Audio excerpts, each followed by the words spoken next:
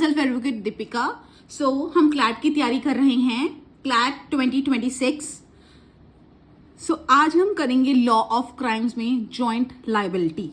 आप मेरी previous videos देख सकते हैं कि लॉ ऑफ क्राइम्स के मैंने बहुत सारे टॉपिक्स करवा चुकी हूँ ऑलरेडी। तो लॉ ऑफ क्राइम होता क्या है? A crime is an act और omission punishable by law. Act या ओमिशन, एक्ट का मतलब जो हमें काम नहीं करना चाहिए था वो हम कर चुके हैं। ओमिशन मतलब जो हमें काम करना चाहिए था वो हम नहीं कर रहे, तो वो एक क्राइम बन जाएगा। ठीक है, एग्जाम्पल छोटी सी दूं तो अगर हम कोई एक्ट कर रहे हैं, मतलब कोई क्राइम कर रहे हैं जो हमें नहीं करना चाहिए था, किसी का मर्डर कर रहे हैं जो हमें नहीं करना चाहिए था, वो भी एक क्राइम बन चुका है क्योंकि वो एक्ट हो गया।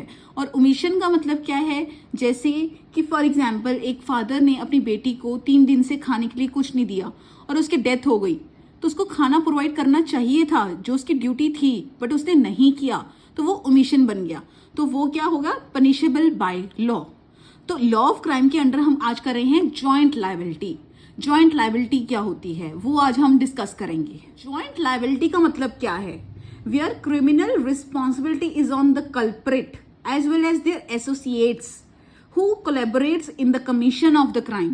इसका मतलब क्या है कि जो भी गुनहगार है, जिसने भी काम किया है और जिसने उसके साथ मिलके काम किया है, एक ग्रुप है, जॉइंट लायबिलिटी है, तो उन दोनों को पनिशमेंट मिलेगी।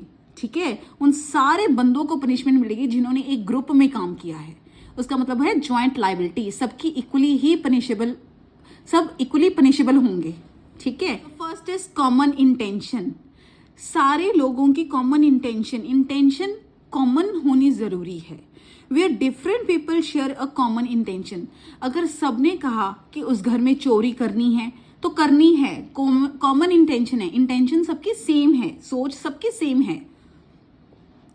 Commission of criminal act by more than one person, एक पर्सन से ज्यादा पर्सन अगर कमिट करेंगे विद कॉमन इंटेंशन उनकी सारे सब इंसानों की, सब बंदों की सेम होगी, all will be equally liable.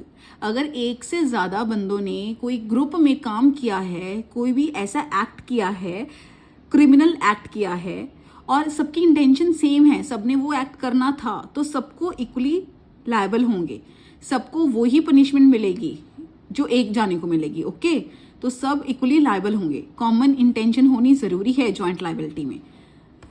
Next है अनलॉफुल असेंबली, जो लॉफुली ना हो। असेंबली मतलब ग्रुप ऑफ पीपल। ओके, तो 5 और 5 से ज्यादा अगर बंदे इकट्ठे हो जाएं और अनलॉफुली कोई काम करें तो उसको अनलॉफुल असेंबली कहा जाता है। ठीक है, लॉफुल अनलॉफुल मतलब लॉ ने आपको नहीं कहा कि ऐसे करो, बट आप अनलॉफुली कुछ कर रहे हो। Assembly of 5 or more persons with a common object intending to use criminal force or violence। अगर 5 या 5 से ज्यादा बंदे मिल के कोई क्रिमिनल फोर्स लगाते हैं, कोई क्रिमिनली कोई काम करते हैं या वायलेंस क्रिएट करते हैं जो लॉ के बिल्कुल खिलाफ है, तो वो अनलॉफुल असेंबली बन जाएगी और सबको सेम पनिशमेंट मिलेगी। ठीक है, 5 या 5 से ज्यादा अगर कोई मिलके काम करेंगे, क्रिमिनल एक्ट करेंगे, तो वो अनलॉफुल असेंबली में आ जाएगा, उनका जॉइंट लायबिलिटी बन जाएगा कि सबको एक ही सजा मिलेगी। नेक्स्ट है कॉमन ऑब्जेक्ट। ये 3 ही हैं जॉइंट लायबिलिटी में। ओके, तो कॉमन ऑब्जेक्ट में है क्या? There must be unlawful common object. Common object क्या है कि सबका अनलॉफुल ऑब्जेक्ट जो है वो कॉमन होना चाहिए। अगर हमने चोरी करनी है तो सबने चोरी करनी है, अगर किसी का कत्ल करना है तो सबने ही उसका मर्डर करना है। ठीक है, तो there must be unlawful assembly, common object की होनी चाहिए, plus act must be committed in furtherance of the same. जो हमने सोच लिया वो ही एक्ट मैंने कमिट किया। ठीक है, जो हमने ऑलरेडी जो ग्रुप बनाया था, वो हमने ग्रुप बनाया था किसी का मर्डर करने के लिए, तो वो ही हमने एक्ट किया। Act must be committed, act commit होना चाहिए इन फर्दरेंस ऑफ द सेम, जो हमने सोचा था वो ही होना चाहिए। ठीक है, तो ये हो गया कॉमन ऑब्जेक्ट।